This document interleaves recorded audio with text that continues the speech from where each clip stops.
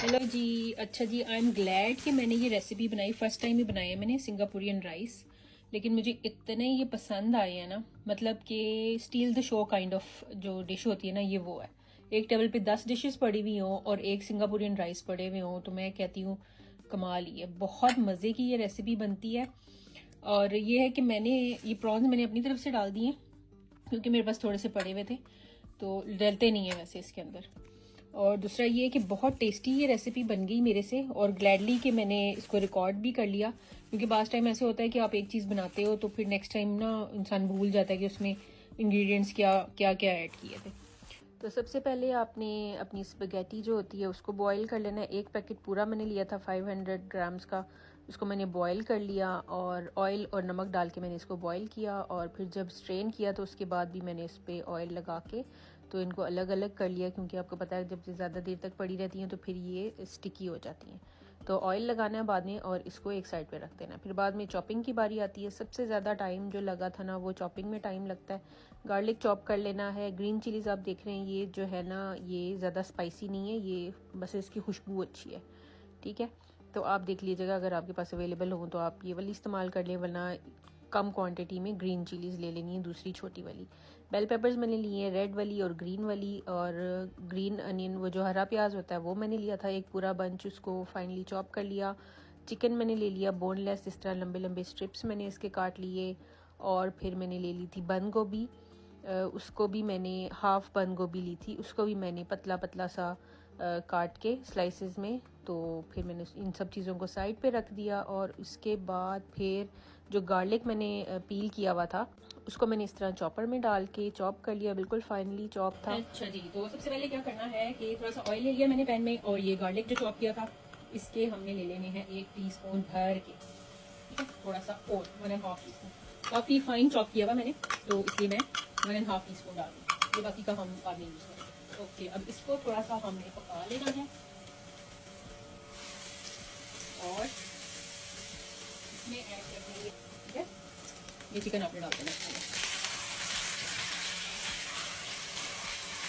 Okay, थोड़ा सा नमक भी डाल देना है, फ्राई कर। जब थोड़ा सा ये फ्राई हो जाए उसके बाद आपने इसमें स्पाइसेस अपने डाल देने हैं। और ऑरिगेनो मैंने डाला था 1 टीस्पून, और सोया सॉस 2 टीस्पून्स। एक्चुअली थोड़ी थोड़ी चीज़ें जो है ना सब आपने डालनी है सब चीज़ों में, लाइक नूडल्स जो हैं वो स्पेगेटी उसमें भी डालेंगे। ये मैं चिकन सीजनिंग मैंने डाली है 1 टीस्पून। 1 टीस्पून ही मैंने क्रश्ड रेड चिली डाली है, क्रश वाली। और 1 ही टीस्पून क्रश्ड चिली पाउडर डाला है, ठीक है। इन सब चीज़ों को आपने मिक्स करके, और चिकन को भी एक बॉल में आपने, अगर आपको लगता है कि ये कच्चा रह जाएगा आपका चिकन, तो फिर आपने थोड़ा सा पानी डाल के इसको 5 मिनट के लिए स्टीम दे देनी है। और अगर आप पतली पतली स्ट्रिप्स बिल्कुल काटे हुए होंगे तो ये बिल्कुल जल्दी से रेडी हो जाता है, आपको स्टीम देने की ज़रूरत नहीं पड़ती, ठीक है। तो अब इन चीज़ों को मैंने फ्राई करके एक साइड पे थोड़ा सा जब पक गया मसाला, जब मुझे लगा कि मिक्स हो गया, तो मैंने इन सब चीज़ों को डाल दिया एक बॉल के अंदर।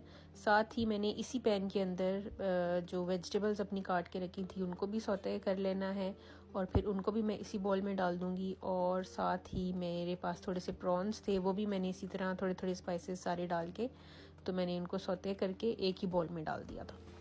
थोड़ी सी ग्रीन चिलीज़ और जो हरा प्याज था वो मैंने रख लिया था गार्निशिंग के लिए।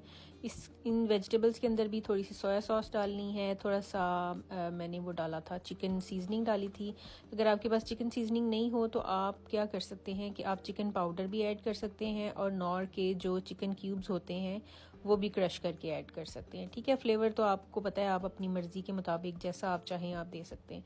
अभी आपने देखा चिकन में मेरे से नमक ज़्यादा डल गया था, तो फिर मैंने ये वेजिटेबल्स के अंदर नमक नहीं डाला। वैसे भी वेजिटेबल्स में नमक नहीं डालना चाहिए क्योंकि फिर वो पानी छोड़ देती हैं, ठीक है।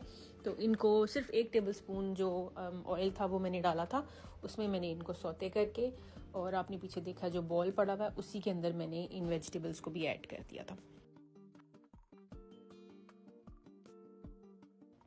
और यहाँ पे मैं प्रॉन्स रेडी कर रही हूँ। जैसे मैंने बोला कि मेरे पास प्रॉन्स थे थोड़े से पड़े हुए। वैसे भी मुझे आदत है, कुछ जो कोई भी रेसिपी होती है ना उसमें मैं कोई ना कोई चीज़ अपनी ज़रूर एक्सपेरिमेंट ज़रूर करती हूँ। तो अगर वो सम टाइम अच्छा हो जाता है एक्सपेरिमेंट, कभी कभी फेल भी हो जाता है, लेकिन ट्राई करना चाहिए। ट्राई करने से ही आपको पता चलता है ना फ्लेवर का। लेकिन ये एक्सपेरिमेंट मेरा अच्छा रहा। प्रॉन्स मैंने डाले, थोड़ा सा जो गार्लिक पड़ा हुआ था वो मैंने ऐड किया 1 टेबलस्पून के अंदर, और थोड़ा सा सौते करके उसके अंदर मैंने प्रॉन्स डाल दिए, ऑरिगेनो डाला और थोड़ा सा हल्का सा नमक डाला मैंने, और मैंने इनको सौते किया। और फिर मैंने थोड़ी सी चिकन सीजनिंग जो थी वो भी डाल दी। और हर सब चीज़ों को अपने थोड़ा थोड़ा फ्लेवर देना है, क्योंकि अगर एक चीज़ में फ्लेवर होगा और दूसरी चीज़ में नहीं होगा तो फिर वो ना बैलेंस नहीं हो पाएगा। प्रॉन्स को मैंने थोड़ी देर के लिए स्टीम दे दिया था ताकि बिल्कुल कच्चे ना रहें अंदर से, और ये बड़े अच्छे से रेडी हो गए थे। इन प्रॉन्स को भी मैंने उसी बोल में डाल दिया जिसमें मैंने बाकी चीज़ें सौते करके डाली हुई थी। और अब ये दोबारा से मैंने इसी पैन में थोड़ा सा गार्लिक और ऐड किया, थोड़ा सा ऑयल ऐड किया, और जो स्पगेटी मैंने बॉयल करके रखी हुई थी उसको मैंने थोड़ा सा सीजन कर लिया ताकि उसके अंदर भी फ्लेवर आ जाए सब चीज़ों का। और अब ये मुझे लग रहा है कि वीडियो काफ़ी लंबी हो गई, 6 मिनट की हो गई। पता नहीं कैसे लोग छोटी छोटी वीडियोस बना लेते हैं, मुझसे तो नहीं बनती। अब इसका मुझे पार्ट 2 बनाना पड़ेगा। Stay tuned for part 2। Thank you.